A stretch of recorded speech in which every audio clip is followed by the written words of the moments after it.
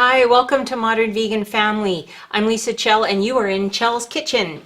When I was a kid, we always knew that Christmas was coming when we turned on the TV and we heard this advertisement, Chia. Well, little did we know back then that that paste that we were spreading to sprout a little chia monkey or a chia head was actually a superfood of ancient peoples, and now we've discovered it as a superfood for plant-based living. Today I'm going to talk about 3 ways that I use chia in my modern vegan kitchen. So the first way I use chia is I grind it up. So you can see I have about a heaping tablespoon of ground chia in this little vessel. I grind a whole bunch at once and I keep it in my fridge so it's handy all the time, and I use this as an egg replacer. So 1 heaping tablespoon of ground chia and around 3 tablespoons of water. So I'll just add that really quick here. And mix that up, and you can see instantly it starts to thicken. In a few moments it'll be really hard. Now for you adults, we call this a chia gel, but if you're cooking for kids, my husband doesn't like me to say this, but I call it chia snot. Because you can see when you pour it out of the vessel, it has got a very gooey consistency, which makes a perfect egg replacer in all your baking. If you come back and watch more videos on Modern Vegan Family, you'll see how I use chia lots as an egg replacer in pancakes and baking, and even in making vegan meatballs. So the second way I use chia is as a whole seed, and I use it to make a dessert. Now, when you make chia pudding, there are 4 basic components to the pudding. There is the chia seeds, and then what you soak them in to make the pudding wet. They all have the same base. 1 cup of non-dairy milk of your choice. That could be soy milk, almond milk, coconut milk, whatever is your favorite. So about 1 cup of non-dairy milk. And this is going to make pudding for 2 people. We use about a half a teaspoon of vanilla. I like vanilla, sometimes I use more. A tablespoon of maple syrup. Now that itself, poured on chia seeds, will make a nice pudding. I like to add fruit. Now here's where you can add multiple varieties. You can use berries, peaches, matcha, cocoa, peanut butter and jam. You can play with this basic variation of pudding and make any one that you want. Today I'm making a raspberry pudding. So I'm going to put the raspberries in here. It's about a quarter to a half a cup of raspberries. I'll blend it really quickly. Oops. Doesn't need much.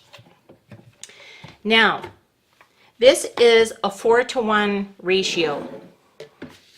So for every 1 cup of milk that you begin with to make your base for the chia pudding, you use 4 tablespoons of chia seeds. Whole seeds. 1, 2, 3, 4. Mix it well into the pudding. Pour it into glass jars. Put it in the fridge, and I'm going to reach over here. Woo. And a few hours later, this is what your chia pudding looks like. It's in a nice solid pudding form. You can top it with some extra berries and serve it as a dessert. You can make layered dessert. It's quite wonderful. This might even be a nice breakfast for you as well. And speaking of breakfast, I use chia in a slightly different way for breakfast. I like to make my own version of healthy cereal. Like many of you have heard of the cereal Holy Crap. I like to make my own version made out of 6 different seeds. And this is the proportion that I use them. I use 2 parts of chia seeds. So whatever a part is to you. So today a part is going to be this little vessel here. So I start off with 2 parts chia seeds. Then I use 2 parts hemp seeds. I get all of my hemp and chia from a local company here in Alberta, Canada called Grainworks. They're organic pulses and flours and seeds, and amazing. You can go online and order.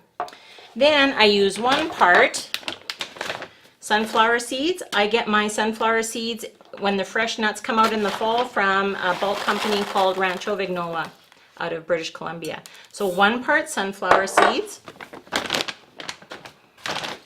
These are all organic that I order from them as well. 1 part flax seeds.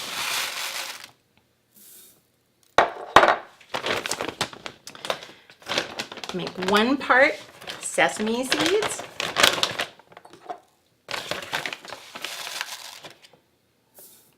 And then lastly, this one's not in a fancy bag because I ordered a big bulk box and I divided it up. 1 part pumpkin seeds. I mix that all together. Oh, I'm using my hands. They have been washed. It just works better. I mix it all together. And then I pour it in a vessel like this where I store in my fridge. And when I want to make a nice breakfast, I take a couple tablespoons, put it in a bowl, maybe add a little cinnamon, a little maple syrup, a little vanilla, whatever is your choice, maybe some banana, peanut butter, you name it. It's very versatile. And then add milk. Don't let it sit as long as the pudding so that it gets really, really hard. I let mine sit for about 5 minutes, so it's a little bit thicker, but still more like a cereal. And if I'm on the road, I throw that all in a container and I carry it with me and I can eat it anywhere. And this cereal is probably the #1 best thing that you can pack if you're hiking or camping. It is protein packed, it is fiber packed, it is so filled with nutrients. It is an amazing camping cereal. So thanks for coming into Chell's Kitchen and visiting Modern Vegan Family today. Go to the bottom of my video and please subscribe to the channel. I'm putting up more videos all the time. I hope you found this really interesting, ways that you can choose chia to be a part of your breakfast, lunch, and dinner and baking.